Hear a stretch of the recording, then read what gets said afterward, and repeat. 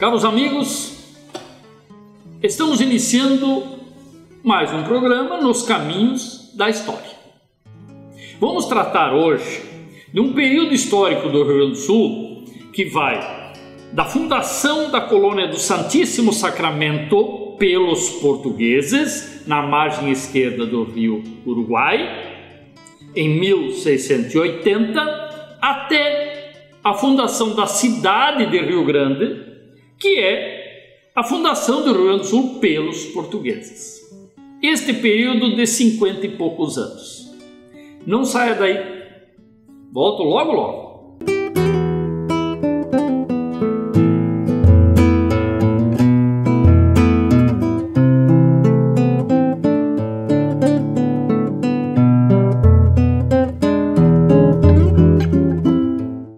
Estamos de volta nos caminhos da história. Eu dizia antes que nós vamos tratar de um período de 50 e poucos anos que antecede a chegada dos portugueses no território do Rio Grande do Sul.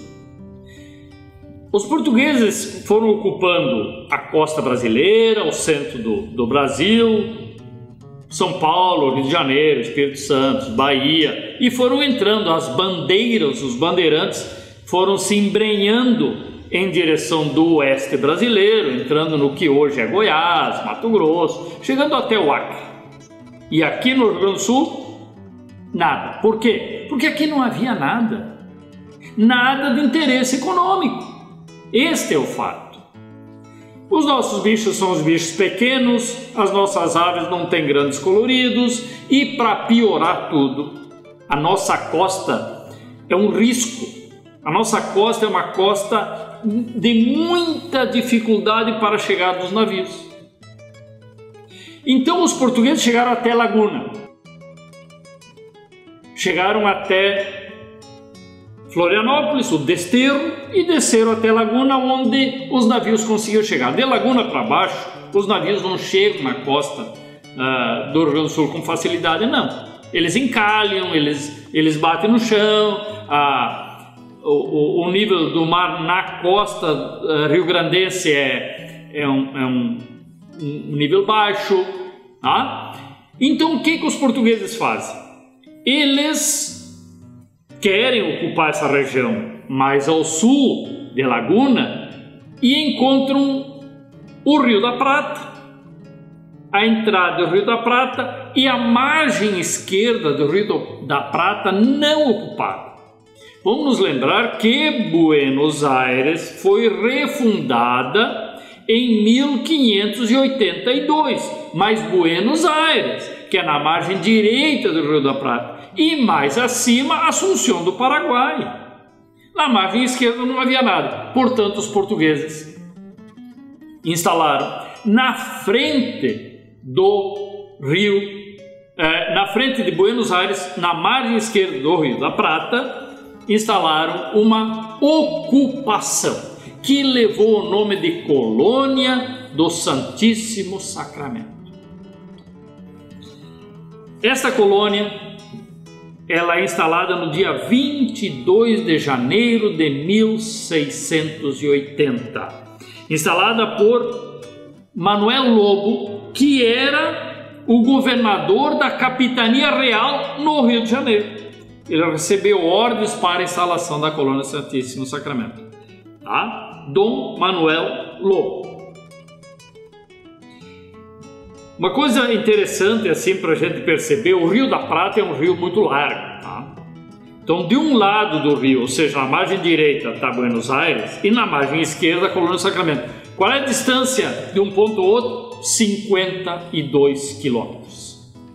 52 quilômetros em linha reta separam a ocupação espanhola, Buenos Aires, e a ocupação portuguesa, colônia do Santíssimo Sacramento. Hoje, a colônia Santíssimo Sacramento é a cidade colônia no Uruguai, um lugar que vale a pena ser visitado. Por quê? Porque ele guarda toda a sua história. A colônia foi destruída e reconstruída inúmeras vezes. Tá? E é um local de visitação para quem quiser entender um pouco desta ação portuguesa ao sul de Laguna, vale a pena visitar. A primeira ocupação portuguesa lá é feita de pau a pique. É feita uma espécie de paliçada de madeira e quase imediatamente o governador de Buenos Aires, Vera Mujica, invade a colônia e destrói a colônia e espanta os portugueses dali. E aí começam os primeiros conflitos aí. Mas já no ano seguinte, 1681, por acordo entre Portugal e Espanha, aquele território foi devolvido aos portugueses. Tá? Então, primeira troca de comando, ainda em 1680. Em 81 os portugueses voltam. E aí, quando eles voltam, a área é devolvida mediante algumas condições. Tá? E assim, os portugueses deveriam manter a sua ocupação numa área muito restrita que não ultrapassasse um tiro de canhão. Um tiro de canhão, naquela oportunidade, uma bala de canhão, atingia mais ou menos 2 quilômetros. Alguns canhões mais, outros pouco menos, mas em torno de 2 quilômetros. Ou seja, a colônia deveria se restringir a uma região de 2 quilômetros. É claro que isso não ia acontecer. Por quê? Porque o principal interesse português com a colônia do Santíssimo Sacramento era econômico. Os portugueses queriam ter um ponto de comércio com uma crescente população espanhola, com interesses também de ingleses, tá? Tanto que neste momento final do século XVII, ou seja, 1680, 1690, Portugal e Inglaterra têm acordos comerciais importantes e cooperação importante. Então este posto avançado português também era um posto avançado inglês. E ali começa aquilo que era chamado de contrabando, ou seja, tudo era comercializado. O gado que era caçado na região do Uruguai, na região do Rio Grande do Sul, era levado para lá. Este período de 50 anos, o que nós estamos tratando agora, que vai da colônia do Santíssimo Sacramento até a fundação do Rio Grande, sob o ponto de vista geográfico, nós precisamos ter na mente que ele ocupava, se nós traçarmos uma linha mais ou menos assim, do que hoje é a cidade de Porto Alegre, tá? Em direção ao sul, passando por Santa Maria, Rosário do Sul, entrando no Uruguai, em direção da colônia do Sacramento, a cidade de Colônia, dali para leste. Tudo acontece neste lado, que é também o lado da Vacaria do Mar. Lá nas Missões, lá na região de cima, acontece o início da reocupação espanhola pelos padres jesuítas, com a criação de 7 povos. Então nós tínhamos os 7 povos sendo fundados na região missioneira, daquilo que nós entendemos como região missioneira hoje, e a ação dos portugueses que começa a ser desenvolvida, a aparecer a leste, mais próximo do Oceano Atlântico. Nós temos entre 1703 e 1715, a colônia Sacramento é reocupada pelos espanhóis. A devolução em 1715 para os portugueses se dá no Tratado de Utrecht. Veja que o que acontece aqui é sempre reflexo do que está acontecendo na Europa. As coroas portuguesas e coroas espanholas, elas têm inúmeros conflitos entre elas e inúmeros acordos. São tratados, são acordos de núpcias, muitas vezes casando filhos de reis daqui e dali. Nós tivemos em alguns momentos o rei português português que era também rei espanhol que mandava também em Portugal. Então, quando se ajustam na Europa, as coisas andam aqui sem conflito. Quando eles divergem na Europa e tem conflitos na Europa, os conflitos acontecem aqui também. E aí começa nesse período a disputa por uma divisa. Até onde os portugueses vão, até onde os espanhóis vão. Tá?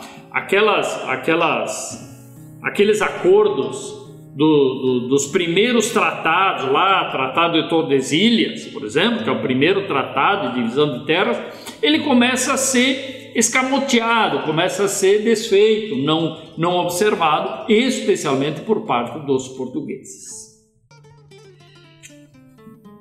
Buenos Aires, sob o comando da coroa espanhola, toma iniciativa também, além de manter sob permanente vigilância e conflito ali com a colônia Sacramento, com uma nova ocupação portuguesa que acontece em 1723, que é a atual Montevidéu. Os portugueses tinham a colônia Sacramento e a autorização era para ficar lá na colônia Sacramento. Limite de 2 quilômetros. Só que os portugueses fundam Montevidéu, na margem esquerda também do Rio da Prata. Os espanhóis destroem Montevidéu em 1723 e o reconstroem como uma ocupação espanhola em 1726. Tá? Então nós vamos ter, na margem esquerda do Rio da Prata, a colônia Sacramento portuguesa, Montevidéu espanhola. Tá? E, além disso, não havia outra ocupação importante. Em 1735, veja bem, 1715 a colônia foi devolvida para os portugueses. 20 anos depois, 1735, os espanhóis tomam a colônia de novo, invadem a colônia Sacramento, destroem a colônia Sacramento, tá? E ocupam aquela região.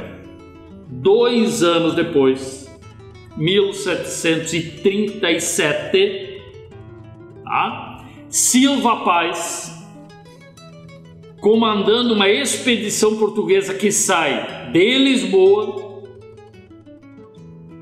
se dirige à colônia Sacramento e toma a colônia Sacramento. Aí a tomada da colônia Sacramento não é por acordo, é por ação militar de Silva Paz. Toma a colônia Sacramento e Silva Paz recebe orientações, recebe ordem de criar uma outra posição geográfica, né, que pudesse servir de apoio à colônia Sacramento, para que a colônia Sacramento não ficasse tão isolada. Silva Paz tenta retomar Montevidéu e não consegue, e aí ele sai do Rio da Prata e sobe pela costa do que é a costa do Rio Grande do Sul e entra no território sul-rio-grandense pela Barra do Rio Grande. Isso não acontece por acaso, isso já vem sendo preparado com a presença de portugueses que já andavam neste território que vai de Laguna até a colônia do Sacramento, passando por São José do Norte, por Rio Grande, passando pelo Chuí, tá? E passando por Montevidéu, chegando até a colônia do Sacramento.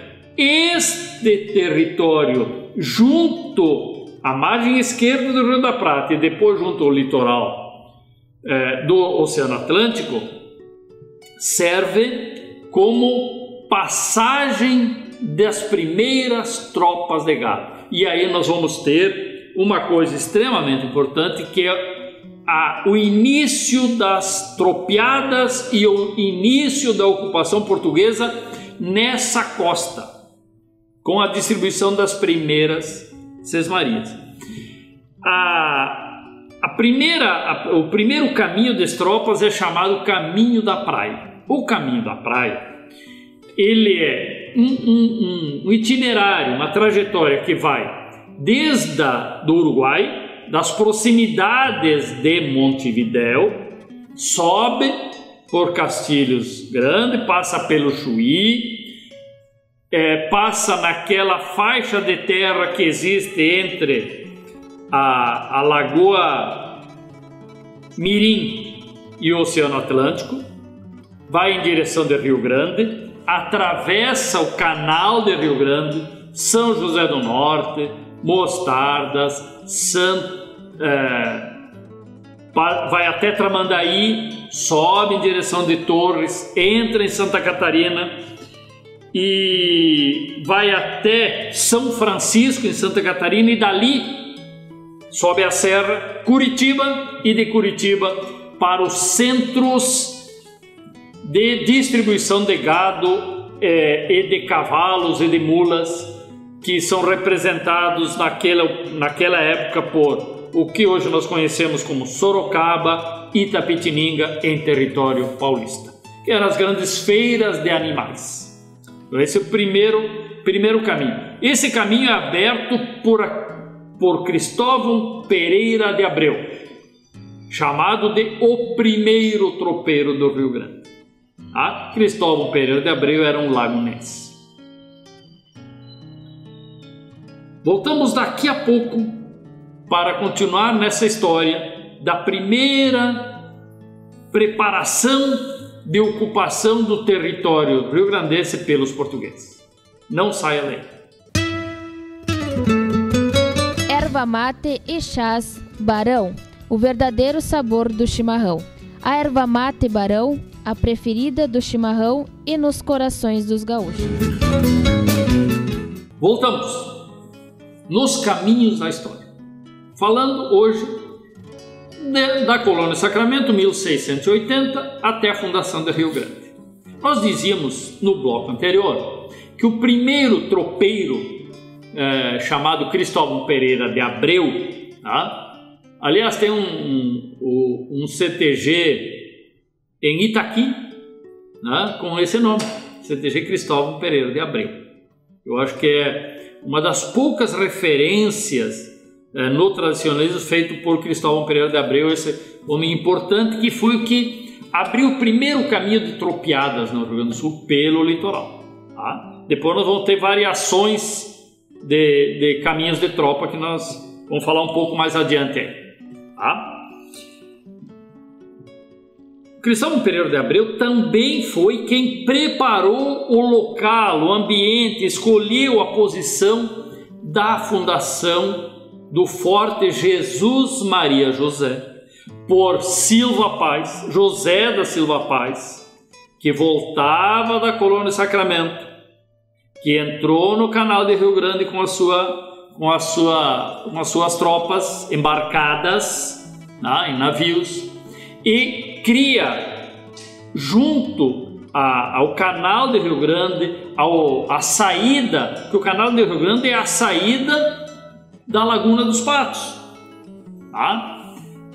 Antigamente nós falamos em Lagoa dos Patos, hoje Laguna dos Patos. Por quê? Porque tecnicamente, lá na geografia, a laguna se difere da lagoa porque a laguna tem uma saída para o mar. A lagoa não.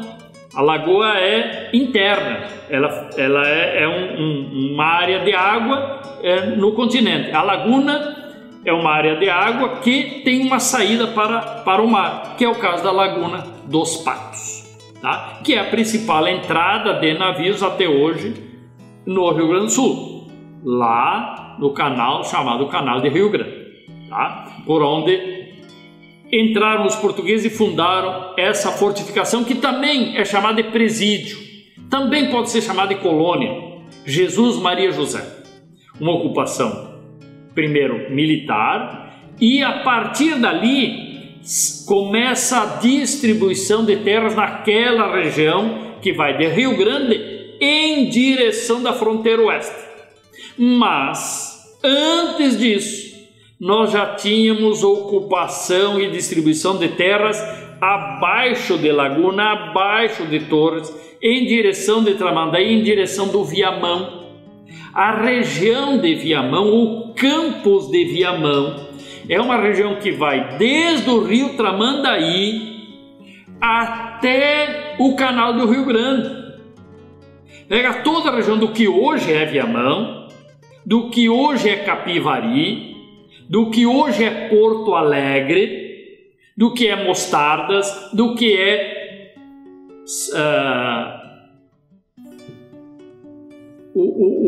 aquela faixa de terra que fica entre a Lagoa dos Patos e o Oceano Atlântico. Tudo isso é Campos de Viamão. E nesta região começam a surgir os primeiros fogões. Esse termo é um termo que na maioria das regiões do Rio Grande do Sul não se fala nisso, fogões, exceto na fronteira com o Uruguai. Livramento, por exemplo, pequenos grupos de tradicionalistas que não são filiados ao movimento tradicionalista gaúcho, mas formam lá grupos familiares, grupos de amigos, chamam de fogões. Fogão é o primeiro nome dado para essas pequenas ocupações que eram feitas por portugueses, tá? Numa região que eles se instalavam para lidar com gado. Tá? E nós vamos ter o segundo CTG do estado, chamado o Fogão Gaúcho. O Fogão Gaúcho de Taquara faz referência ou faz homenagem a estas primeiras ocupações de portugueses chamadas de fogões, que depois passam a ser conhecidos muito mais por estâncias ou fazendas. Tá? Vejam bem, a primeira distribuição de terra, acontece nos Campos de Viamão, tá? E essa distribuição de terra já com objetivo econômico, ou seja, distribuição de terra com o nome de sesmaria. O que é uma sesmaria?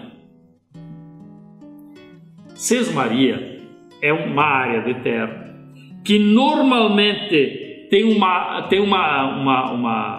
ocupação, tá? Em torno de 13.000 hectares. 13.000 hectares. Ou 150 quadras, se nós considerarmos, tá? Que cada quadra correspondia a uma légua quadrada. Cada quadra uma légua quadrada. A légua, tá? De aproximadamente 6.600 metros, é uma légua. Então, uma légua de frente por 3 léguas de fundo. Esse é o tamanho da sesmaria aproximadamente. Tá? Eram áreas muito grandes. Imagina, 6,5 km de frente, tá? Por em torno de 20 km de fundo. Isso é uma sesmaria. O termo sesmaria vem de sesmo. Sesmo é um sexto, a sexta parte, que era o imposto que o proprietário da sesmaria tinha que pagar aos portugueses. Ele pagava o sesmo, por isso sesmaria. Uma sexta parte da produção daquela área, que correspondia aproximadamente a 18%. Hoje nós pagamos aí mais de 30% e quase 40%, e por isso que a gente reclama também, né? Na época já reclamava dos 18%, imagina hoje. Tá? Em 1732, a primeira sesmaria distribuída a Manuel Gonçalves Ribeiro, junto ao rio Tramandaí. 1732. E Rio Grande não tinha sido fundado ainda. Tá? Era uma ocupação, mas não com administração aqui. Isso ficava vinculado à laguna. Tá? Em 1734, já havia 14 fazendas de gado e de éguas entre o rio Tramandaí e o canal de Rio Grande. Tá? Então, foi muito rápida essa ocupação. Uma coisa interessante, e que nós até já falamos quando falamos da história de Porto Alegre, é da ocupação da região de Itapuã. Itapuã é o sul de Porto Alegre, junto à Laguna dos Patos, em direção de Palmares do Sul, digamos assim, né? Essa região do Itapuã, que hoje pega uma área rural de Viamão bastante grande. As terras ali foram distribuídas para Francisco Vicente Ferreira, Antônio Cardoso, Sebastião Francisco e para o padre José dos Reis. Cada um deles recebeu uma sesmaria. Então toda essa região do sul de Porto Alegre, da região de Viamão, da região em direção das praias, da Praia de Cidreira, Praia do Magistério, Praia do Quintão, essa região aí é uma região que foi ocupada um pouco antes da chegada de Silva Paz em Rio Grande, que acontece em 1737. Rio Grande foi fundado por Silva Paz em 1737 e nós vamos ter a partir de Rio Grande a fundação do Forte de São Miguel ao sul de Rio Grande, lá no Taim, hoje território uruguaio, e vamos ter também a fundação de Rio Pardo, tá? Com uma outra fortificação também com esse nome, Jesus Maria José, que formam de alguma forma uma espécie de trincheira militar de defesa de um território que Portugal começava a ocupar, tá? Volto a repetir, os espanhóis estavam lá nas missões e os portugueses começam a ocupar o litoral do Rio Grande do Sul. E aqueles gaúchos, ou ainda na época chamado muito mais de gaudérios do que gaúcho, porque gaúcho é um termo que aparece mais no início já do século XIX, também chamados de guascas, lá no início, que eram caçadores de gado, começam a perder seu território, começam a perder a sua liberdade, começam a perder o gado que lhes pertencia, porque não tinha dono. Com a criação das estâncias, das sesmarias, começam a surgir limites, e esses limites começam a ter donos. E aquele território e aqueles animais naquele território começam a ter donos. E aí nós vamos ter os conflitos, e é dali que vem especialmente o conceito de que o gaúcho é um pária, que o gaúcho é alguém que não se enquadra, que o gaúcho é um ladrão de gado, que o gaúcho é meio bandido. Por quê?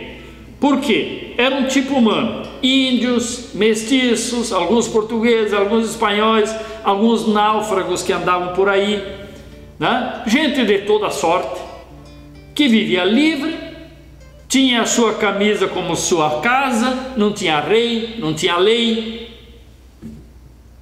tinha o gado para caçar, juntavam couros, um pouco de sebo, um pouco de guampas, levavam para comercializar em Montevidéu ou na Colônia Sacramento, fazendo aí 500 quilômetros sem estradas. Vamos nos lembrar, né, gente?